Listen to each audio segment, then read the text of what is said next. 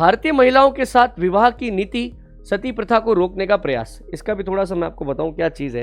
Actually क्या हुआ, Europe के अंदर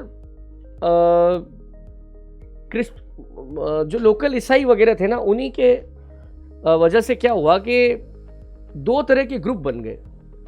यूरोप में चर्च का बहुत बड़ा दबदबा था और चर्च हर जगह अपना इंटरफेयर करता था, हर जगह पर, हर छोटी छोटी जगह पर। जैसे सबसे बड़ी जमीन का मालिक चर्च है।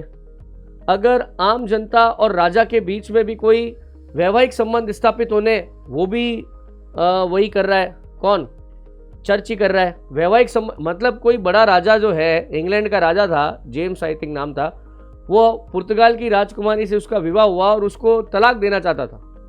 अब वो चर्च की मंजूरी के बिना तलाक भी नहीं दे पा रहा है। सोचो कैसी बात है। तो चर्च का प्रोपेगेंडा बहुत जबरदस्त बढ़ गया था। अच्छा, दूसरी बात, चर्च ने ऐसे ऐसे टैक्स लगा रखे थे, ऐसी ऐसी चीजें उन्होंने कर रखी थी कि आम जनता का जीना मुश्किल हो गया था। जैसे एक छोटा सा उदाहरण दूं मैं आपको, यूरोप के अंदर क्षमा पत्रों की बिक्री हो रही थी। क्षमा पत्रों की बिक्री, है ना। क्षमा पत्र क्या है?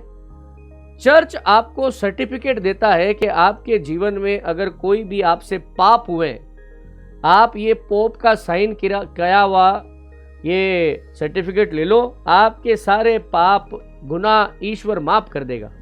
मतलब एक लाइन चलती थी कि जैसे ही तुम्हारे द्वारा दिए गए सिक्कों की खनक प्रभु के कानों में पड़ेगी, तुम्हारे सारे गुनाह माफ हो जाएंगे। आप सोचो, ये तो जहालत का दौर चल रहा है यूरोप के अंदर, है। तो ऑब्वियस सी बात है, कोई ना कोई विद्रोह तो होना ही था, और विद्रोह हुआ भी, है ना। एक बहुत ही छोटा सा बेचारा एक पादरी मार्टिन लूथर, है ना, वो बिल्कुल ही इसके अगेंस्ट में आ जाता है कि ये कोई बात है क्या? हमें अगर बाइबल पढ़नी तो क्या सिर्फ लैटिन में ही बाइबल पढ़ेंगे? क्या सिर्फ व्याख्या, इसकी व्याख्या बाइबल की सिर्फ पोप कर सकता है? नहीं। तो जबरदस्त प्रोटेस्ट किया इन्होंने, लड़ाइयां हो गई यूरोप के अंदर, दो ग्रुप बन गए। एक जो पोप के ईसाइयत को सपोर्ट कर रहा है, दूसरा ग्रुप कह रहा है कि हमें ईसाई धर्म को मानने के लिए पोप की जरूरत नहीं है। तो कैथोलिक और प्रोटेस्टेंट वायलेंट यार, मतलब कहते हैं ना, बहुत लंबा लड़ाई झगड़ा हुआ। इसके ऊपर तो मैं पूरा अलग से एक वीडियो बना सकता हूं।